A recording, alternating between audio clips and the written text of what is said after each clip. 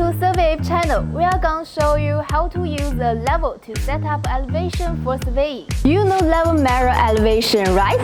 Here's how to lay out elevation. Setting the design elevation at a specified location is a must-have skill for surveyors, whether you are grading a set or excavating a pit. First off, select a benchmarker at starting point. Then survey from the benchmarker to the stay or near the excavation. We'll set up a temporary benchmarker near the work there for future reference and observations. Layout points are usually below the live slab edge and within staff lines. Place the level between surveying point and the backstaff. Read it, and we'll got the site height. Set height minus the design elevation give you the reading on the front staff.